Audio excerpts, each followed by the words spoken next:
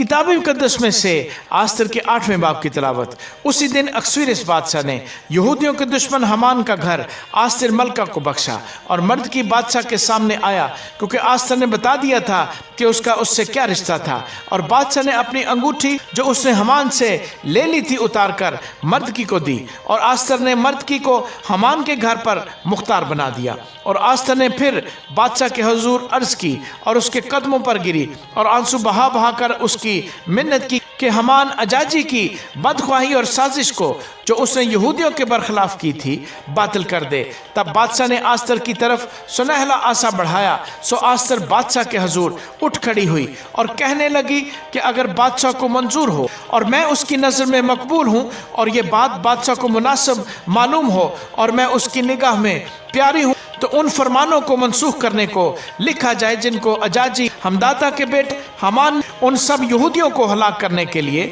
جو بادشاہ کے سب صوبوں میں بستے ہیں تجویز کیا تھا، کیونکہ میں اس بلا کو جو میری قوم پر نازل ہوگی کیوں کر دیکھ سکتی ہوں، یا کیسے میں اپنے رشتہ داروں کی ہلاکت دیکھ سکتی ہوں۔ تب اکسویرس بادشاہ نے آستر ملکہ اور مرد کی یہودی سے کہا کہ دیکھو میں نے حمان کا گھر آستر کو بخشا ہے اور اسے انہوں نے سولی پر ٹانگ دیا ہے، اس لیے کہ اس نے یہودیوں پر ہاتھ چلایا۔ تم بھی بادشاہ کے نام سے یہودیوں کو جیسا چاہتے ہو لکھو اور اس پر بادشاہ کی انگوٹھی سے مہر کرو، کیونکہ جو نوشتہ بادشاہ کے نام سے لکھا جاتا ہے اور اس پر بادشاہ کی انگوٹھی سے مہر کی جاتی ہے اسے کوئی منسوخ نہیں کر سکتا۔ سو اسی وقت 30 مہینے یعنی سیوان مہینے کی 23ویں تاریخ کو بادشاہ کے منشی طلب کیے گئے، اور جو کچھ مرد کی نے ہندوستان سے کوچ تک 127 صوبوں کے یہودیوں اور نوابوں اور حاکموں اور صوبوں کے امیروں کو حکم دیا، وہ سب ہر صوبے کو اسی کے حروف اور ہر قوم کو اسی کی زبان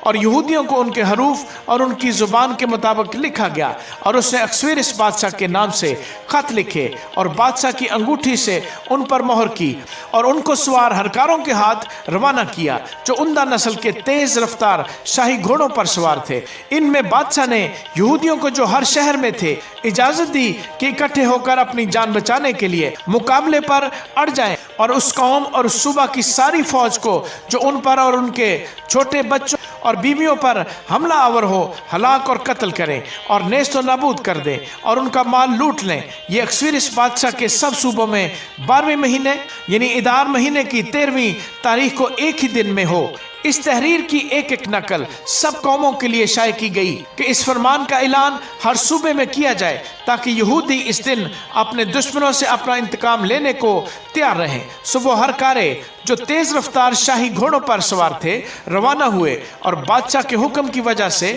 تیز نکلے چلے گئے، اور وہ فرمان کسے سوسن میں دیا گیا، اور مرد کی بادشاہ کے حضور سے آسمانی اور سفید رنگ کا شاہانہ لباس اور سونے کا ایک بڑا تاج اور کتانی اور ارغوانی خلعت پہنے نکلا، اور سوسن شہر نے نعرہ مارا اور خوشی منائی۔ یہودیوں کو رونق اور خوشی اور شادمانی اور عزت حاصل ہوئی، اور ہر صوبے اور ہر شہر میں جہاں کہیں بادشاہ کا حکم اور اس کا فرمان پہنچا یہودیوں کو خرمی اور شادمانی اور عید اور خوشی کا دن نصیب ہوا، اور اس ملک کے لوگوں میں سے بتیرے یہودی ہو گئے کیونکہ یہودیوں کا خوف ان پر چھا گیا تھا۔